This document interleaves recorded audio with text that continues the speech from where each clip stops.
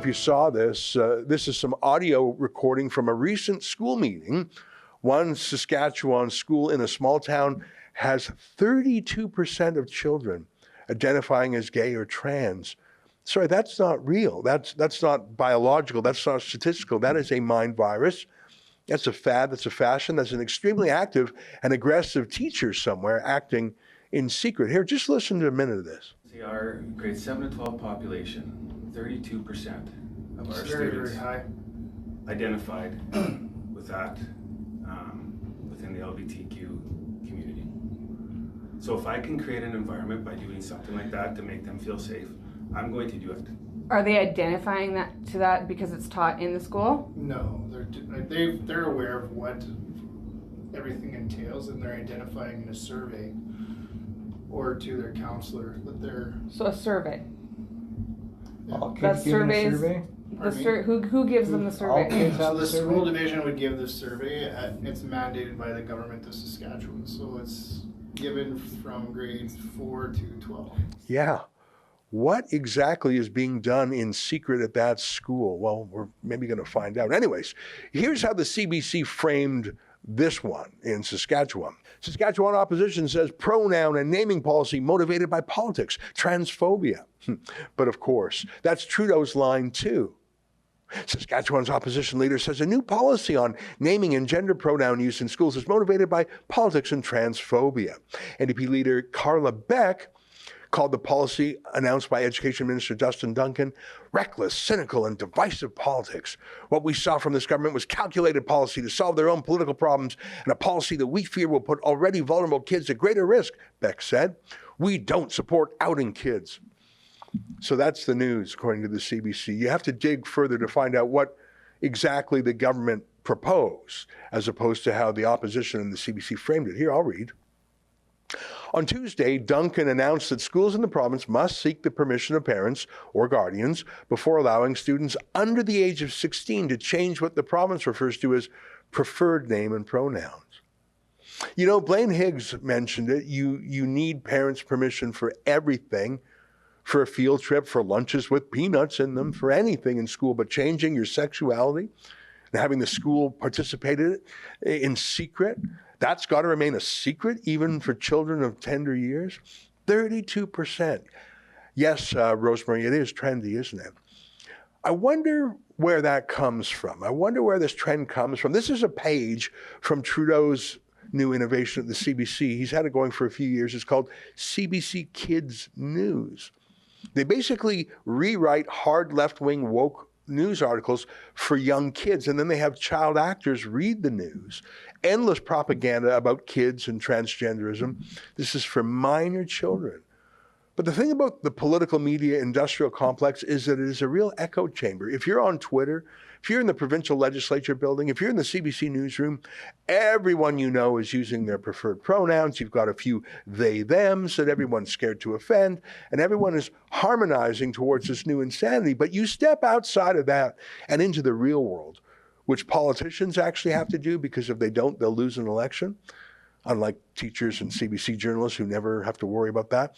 In the real world, going door to door, knocking on doors, this is all craziness. This is madness in the abstract, and parents are terrified of their own children in particular. Because it's not just being a tomboy now. Girl's a tomboy. It's not just pink hair or some other temporary face. They're talking about puberty blockers, hormones, even radical surgery. That's what's real today. That scares parents, scares me. Parents hate this. The CBC's obsessed with it. And you can see what they sound like when they mutually reinforce each other. Here's the NDP's leader in Saskatchewan. I'll never support outing vulnerable kids. Scott Moe, his minister, and the media will be hearing from me later this day. That's what they call letting parents know what their kids are doing in secret with sex ed teachers. They call that outing them. And the NDP's critic on the file chimed in, and I'm going to swear here because I'm just quoting, Scott Moe and Dustin Duncan are fucking cowards.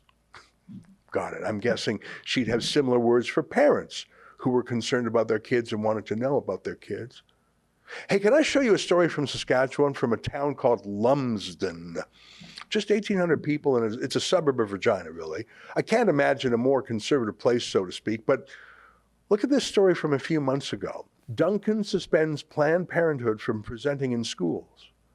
Planned Parenthood is suspended by Saskatchewan government from school presentations after A to Z cards describing graphic sex were found in Lumsden. I love that word, found. So that's what they're doing in secret. Here, let me read a little bit. Education Minister Dustin Duncan has announced Planned Parenthood is suspended from all presentations in Saskatchewan schools related to health and wellness courses. The issue had to do with the material that Planned Parenthood had left in the classroom for students to take if they wanted to. Duncan confirmed that the material consisted of a deck of cards that ran from A to Z, with every letter relating to a word relating to sex. The words were then defined in graphic detail on the cards, which included explicit references to sexual and other acts. Duncan was visibly uncomfortable as he described examples of what was on the cards to the media, which included graphic descriptions of oral sex. I think it gives you a sense that if I feel uncomfortable saying that to the media, and it's likely that some of that won't be broadcast because of the nature of it, is an indication that it doesn't need to be in the classroom if those phrases won't likely be broadcast tonight on the 6 o'clock news. So yeah, imagine being so outraged that parents get to see what's going on in schools. So Saskatchewan joins New Brunswick in putting parents ahead of the CBC and the sex maniacs. Here's Scott Moe, the Saskatchewan Premier. Parents must be included in all important decisions involving their children. Education Minister Dustin Duncan today announced that all Saskatchewan schools will have a consistent policy on parental inclusion and consent. Moe mentioned name changes, gender changes, and any other outside groups like that sex cards group. Pretty modest reforms, really, but boy, did the CBC NDP freak out.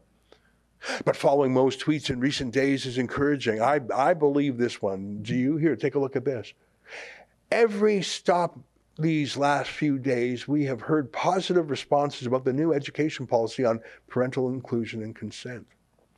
Seriously, what parent would say, no, I don't want the right to know what my kids are being taught in sex ed. I don't want any role in that. I'd rather leave parenting of my child up to a 20-something woke activist teacher who keeps secrets from me. Here's another tweet from Scott Moe. The NDP thinks the government's role is to stand up to parents.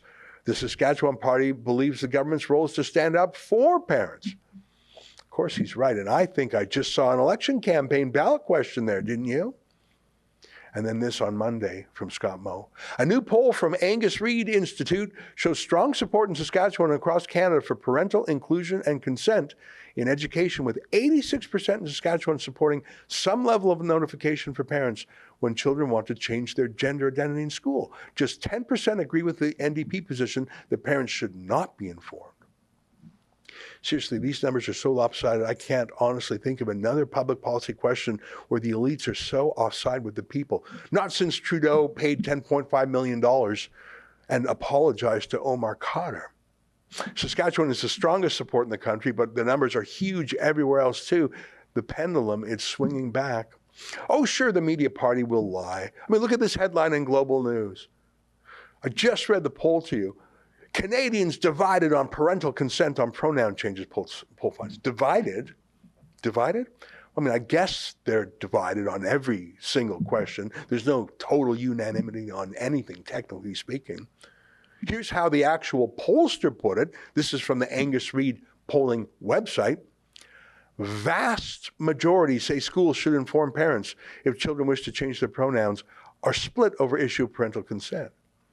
The lowest support for informing parents is in the Atlantic, where it's a mere 67%. Like I say, it's 86% in Saskatchewan. But Global says parents are split. What a pack of liars.